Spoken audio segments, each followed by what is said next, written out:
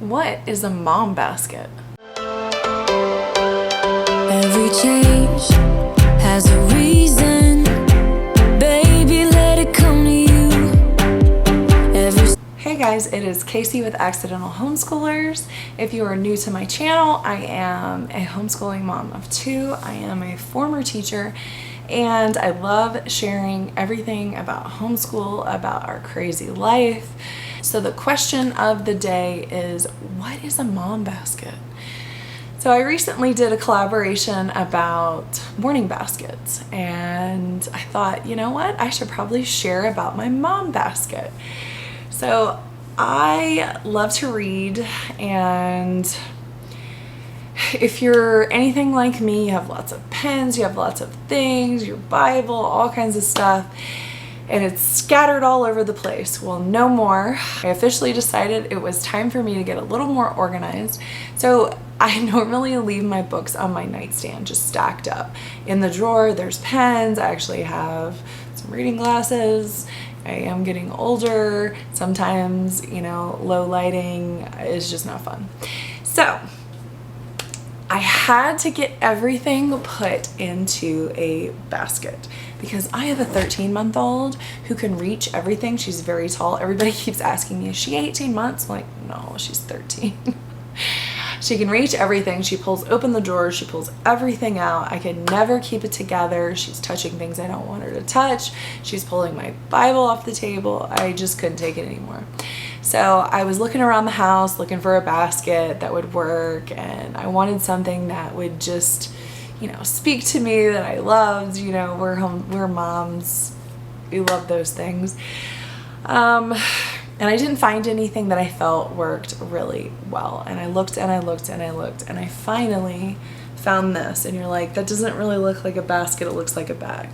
Well, the reason I went with this is because just square baskets, you can still reach into and pull stuff out of. I needed something that I could set on the nightstand, and it's not very big. It's enough for like a couple books and my lamp.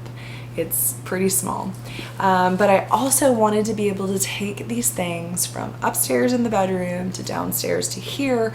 So when I do my quiet time, if I'm able to do it in the morning or at night, I needed an easy way to carry it, because let's face it, half the time I'm having to carry a baby in the other arm. So if I have to carry this basket with two hands, and how am I going to do it and balance it with the baby? So it came down to this, and I love it. We are actually very hard on wicker baskets. They don't last long in this house, especially when you have kids and you're moving them around and you're banging them around and you're putting stuff in them. They just don't do very well. Like I think we're on like our third morning basket because we just beat it up so much. Plus, I didn't want something too big, because then I would put more stuff in it. It's like your purse. The bigger your purse is, the more junk you put in it and the heavier it is. So same theory. I actually got this basket at Target recently. As of filming this video, they have it. They have this one, and they have one that is actually bigger. It does have a flat bottom, so it does stand up on its own. But a mom basket are the things that you treasure. You might put your planner in it. But let me show you what is inside my mom basket. So first and foremost is my Bible. I don't want my daughter getting a hold of this and just making it look terrible or tearing out the pages or something like that. So I wanted a safe place for it. So it goes in my mom basket. That way I could do my morning time upstairs. I could do it down here. Most of the time lately, my morning time is in the evening, because that's the only time that things just settle down and my brain stops. First thing in the morning, I get up, I have to take care of her. I can't do my morning time while she's running around. So currently in my life, my morning time is done in the afternoon. Thus my shirt that you can't really read, it says, just another manic mom day. Pretty much that's my life right now. So next is my journal. I like to write prayers in it because sometimes, excuse me, I'm feeling a lot better. I just still sound bad and I'm still coughing, and I have a feeling it's going to linger for a while. But I like to write prayers because sometimes I am just so busy that I can't form it. So a lot of times I will write it down, I will write things that are pertinent in my life, things I want to remember. So that stays in there together. Also, I've shared these before. I shared this in a video that I was reading. Wife After God is the Bible study that I'm currently doing right now. So I keep all that together because I need to read different verses in my Bible that it suggests. I also have shared these before, 31 prayers for my son and 31 prayers for my daughter. I love these because daily it gives you something to think about, but it is a specific prayer for your son and daughter. And even though it's the same company, each day it doesn't coincide completely. And I can't always do both of them at the same time, but I at least alternate every other day. But it also gives you space inside. After the prayer, it has lines for you to be able to write anything else down that you want. And I just go day to day. I also have shared this one before, 31 prayers for my husband. It is the same company as for my daughter and my son, as well as Wife After God. I currently just enjoy them. They're not thick. They're easy. My husband, same thing. I go day to day. Sometimes I forget and skip a day, but it's just tons of different aspects, 31 aspects for your husband. Same thing with your son or your daughter. They also have one that's for my future husband. They also have one for prayers for my wife if you wanted to get one for your husband. So I enjoy that. Currently, the sort of fiction book that I'm reading, and I have also shared this one before.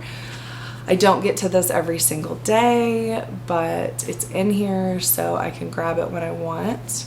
I'm about halfway through, a little more than halfway. I actually enjoy it. It's a missionary story. It's Sagebrush Surgeon, which is a level 11 from The Good and the Beautiful. I actually enjoy it. There's a lot of information. It's very similar to the missionary stories, but it's pretty interesting. I really enjoyed it. And sort of last but not least is my Kindle. I have a Kindle Paperwhite.